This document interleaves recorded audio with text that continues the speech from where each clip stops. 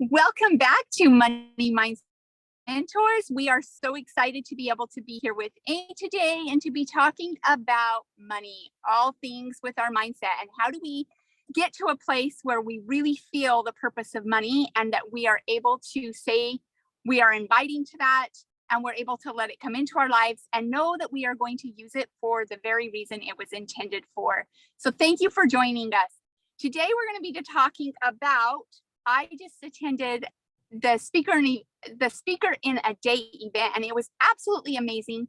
And at the event, I had 3 women come up to me and they asked me this question, and I thought it was so key, Amy. They said to me, how do you get to a place where you can really turn and shift your mindset? Sometimes we think we're there, and then we find that we're right back into hoarding our money, and we're right back into there's never going to be enough. And so what do you think about that, Amy? Oh, I think just like we talked a little bit about prior to hopping on, I think it's so prevalent now. Shifting your mindset from being in a scarcity mindset to an abundance mindset is a huge thing for people. And it's very hard to do, especially when a lot of us probably grew up not wealthy. A lot of people, especially probably that listen to this podcast would be in our same group. Like we didn't grow up with a lot. And so I think when that happens, it's oftentimes leads us to just, try and hold on to what we have instead of trying to really navigate and look at, the best use of the money that we have. So I'll launch right into, for us, we certainly had a budget and things all the way from the time that we were young and first married. One of the reasons that we dated for 3 years before we got married. And one of the reasons for that was because we were both so nervous about money.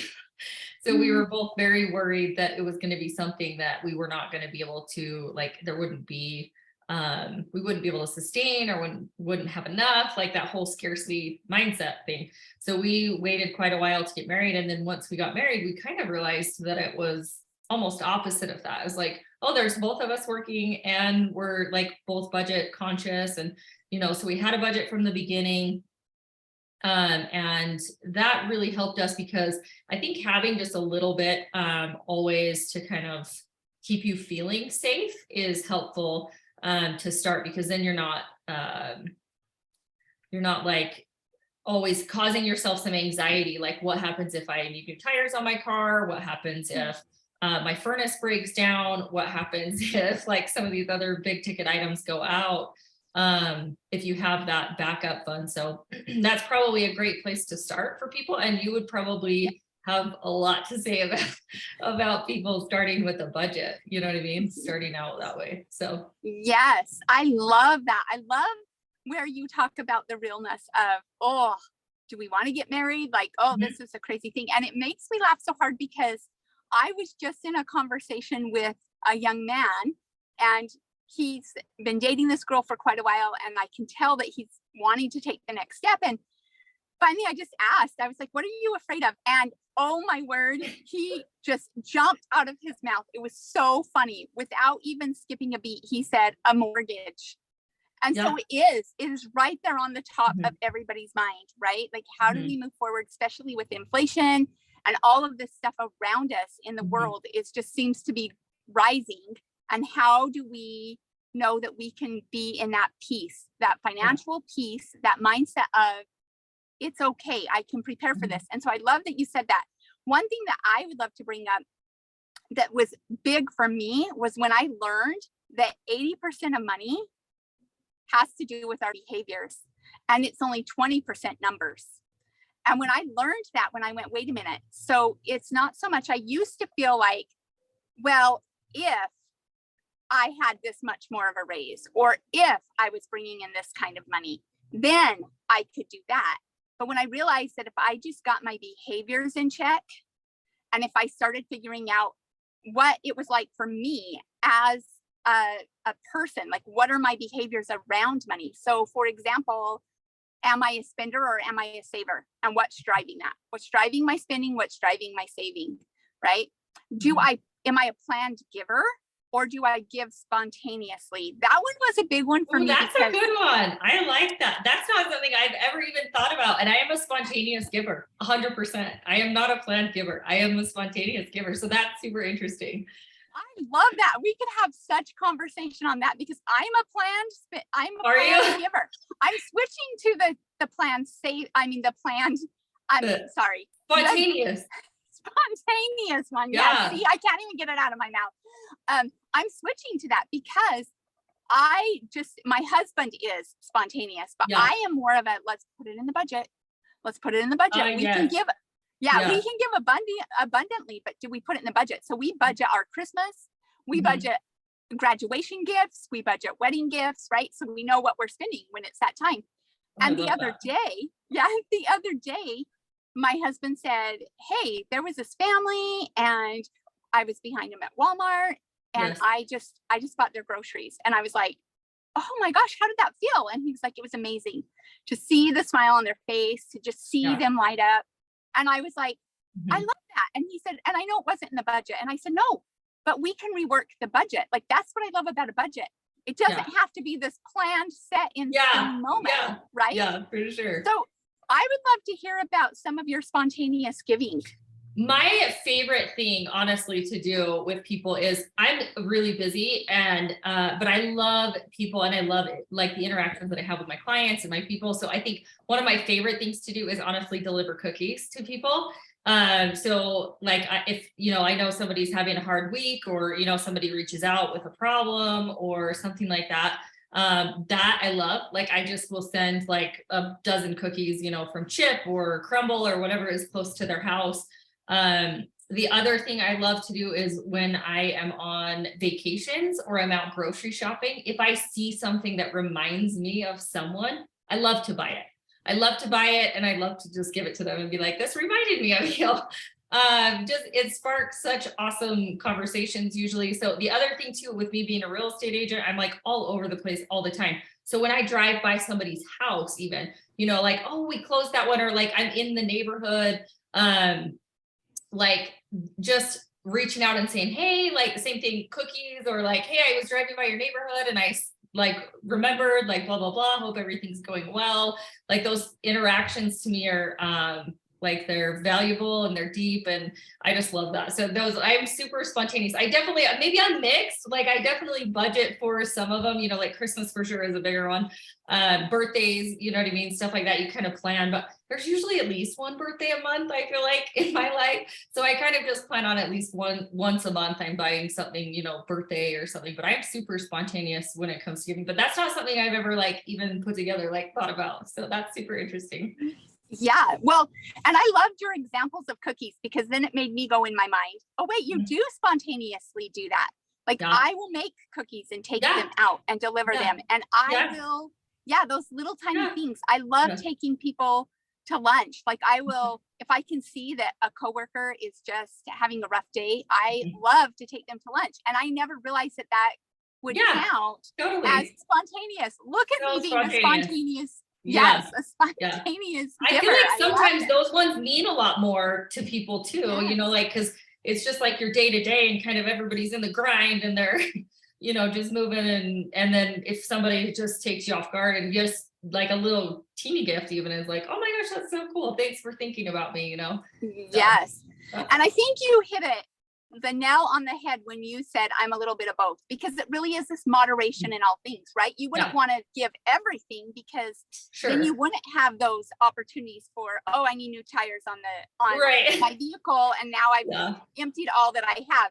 So it really is this balance of moderation and having both of those. You want to be a saver, but you want to be a spender as well, right? There are things that we need to be putting our money back out there, and we need that exchange, right? Because that's what money is. It's an exchange. We are using this resource to get this resource. And so you can exchange it.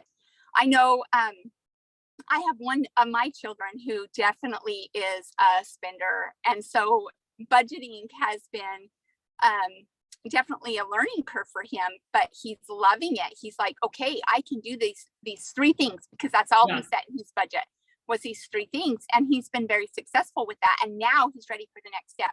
And so that's what I would want to tell any of you ladies out there listening is it is small baby steps, and you are going to hear us talk about our journey and grab what resonates with you. What is it that resonates with you? Maybe it's, you know what, I want to start looking at the behavior of like, what is my behavior when it comes to money? And maybe it is that you're looking at that. And I am more than happy to post a little short quiz where you can take it and you can say, oh, am I a spender or am I a saver? Do I do planned giving or do I do spontaneous giving? And where am I at with retirement? Do I think I'm going to have enough for retirement, or do I think I'm going to have barely enough? Like, where are you at with that? And those money behaviors. And it's your behaviors that a lot of time will let you see your limitations and that scarcity mindset. You're going to start seeing that why are you a spender, or why are you a saver, right? I know a lot of people will say, oh, I save everything because I don't know if it's ever coming back. So I want to hold every single thing. And then I've had some spenders say to me, well, I want to enjoy it while I have it because it's going to go away at some point. And why not use it on this? Yep. You know? And I like what you said too about being able to switch. Like you're saying, oh, I'm going to switch that. Like, I want to be more like this. So I love that. I think we're fluid beings. I just 100% believe that we can change and grow. And I think that change is usually hard. But I think that if we truly want to be a different way, I think it's totally possible for people to do that. So I love that you said that. You're like, I'm usually like this, but I really want to change. I really want to be a little bit more like this.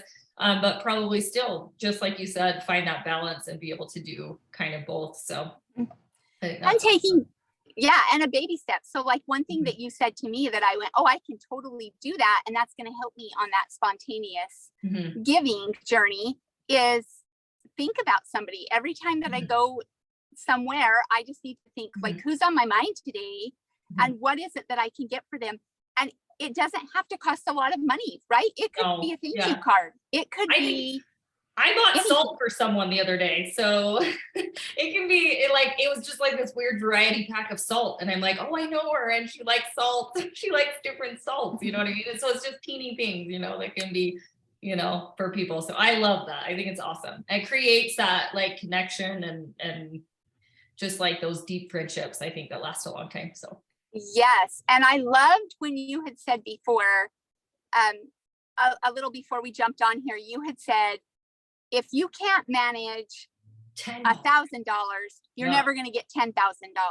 And so really looking at what does that look like in managing it? And part of that managing is being thoughtful of others and turning around and helping when we can and when needed.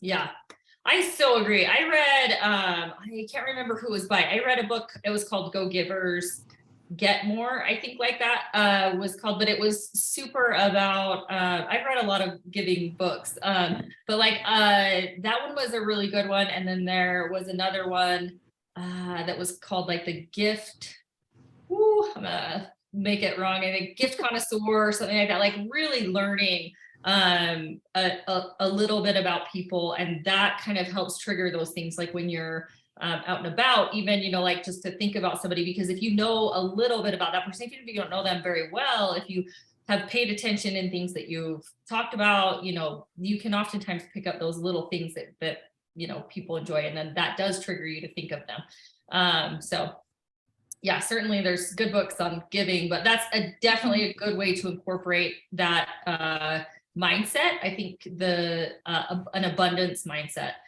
is by feeling that gratitude for where you're at and being able to pass that on to the people around you, because then people don't, if you're acting that way towards people, they don't have the same, their feelings then change. They like, oh, I'm worth enough, like I'm, you know, valuable enough to be given to, I should also, then they have those good feelings and want to pass on to everything else. And that kind of leads back to what we were talking, you know, like behavior, most of the behavior that we have 80%, you know, like you were saying, 80% of that behavior is how our money is spent and managed, you know, so, and then 20% is, this is how much I make, this is how much I have to spend, this is how much I have to give, this is how much I have to save. So I think that kind of goes back to kind of, you know, what we were originally talking about, just that mindset and how we manage our money. So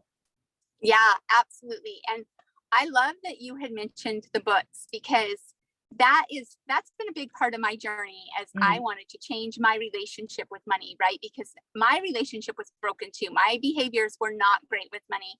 And I really wanted to change those relationships. And so as I started to heal my relationship with money, I started looking at all kinds of sources. So for, I had my primary sources that I went to first, and then I had my secondary sources. And something that I found in my primary sources and my secondary sources was giving.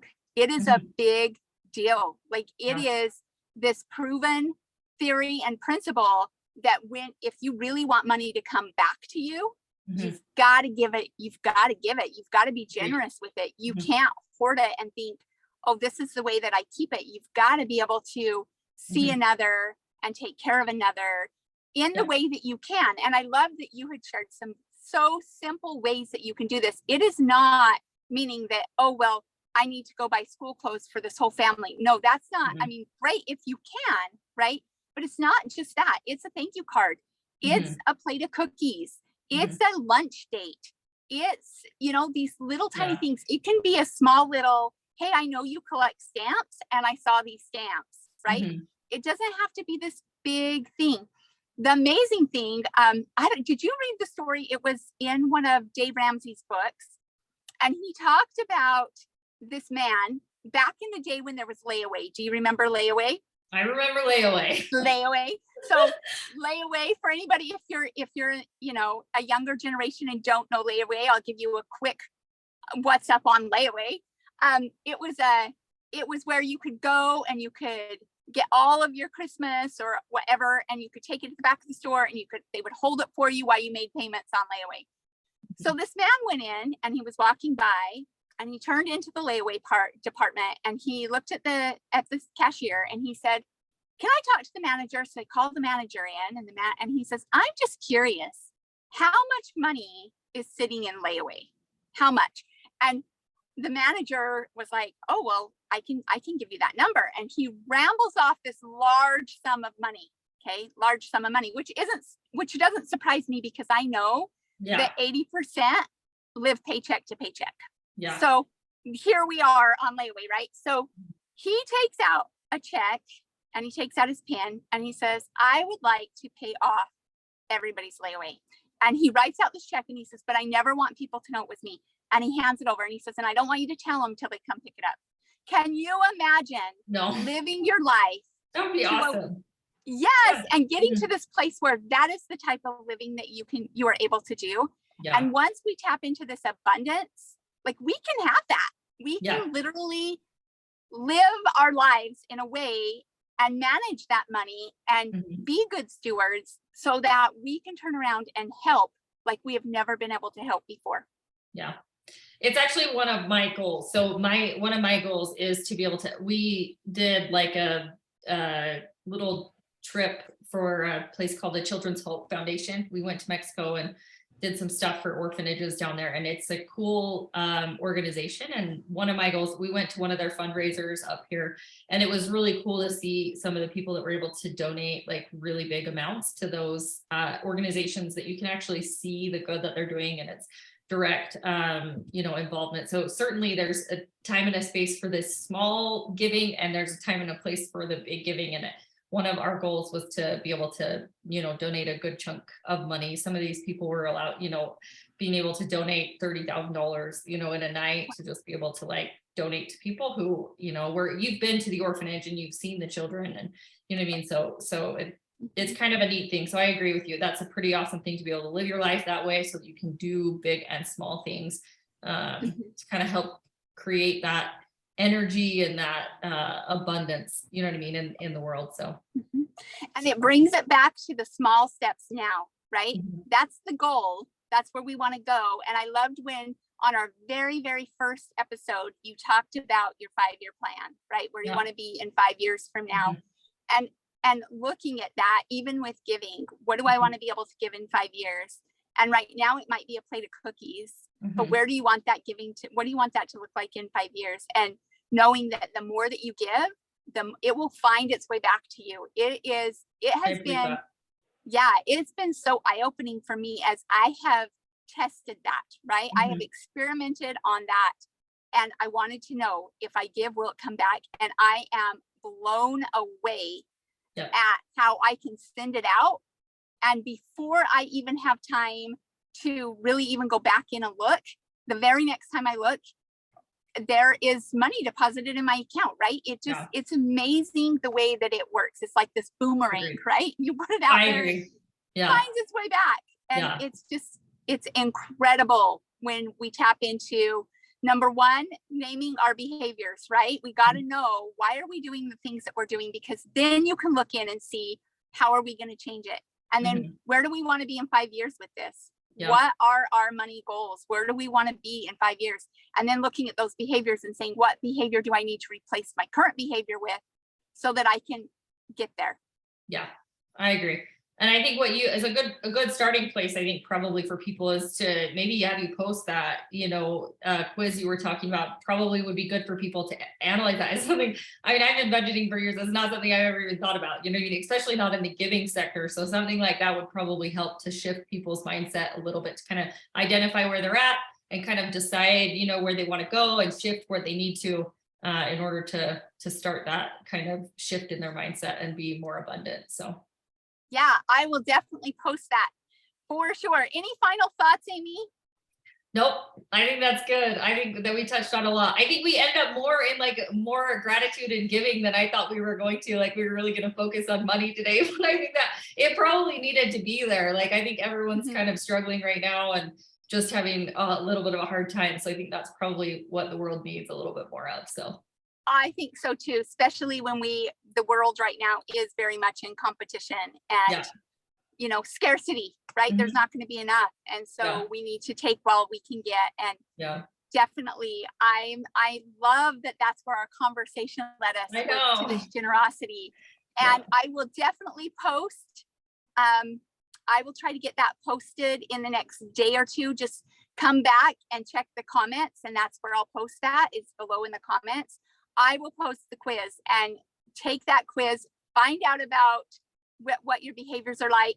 If you want to do it as a couple, pass it on to your husband, see where you're at and where you want to go. So Awesome. this has been I love amazing. it. Thank you, ladies. Yeah, Have a thanks, great Amanda. day.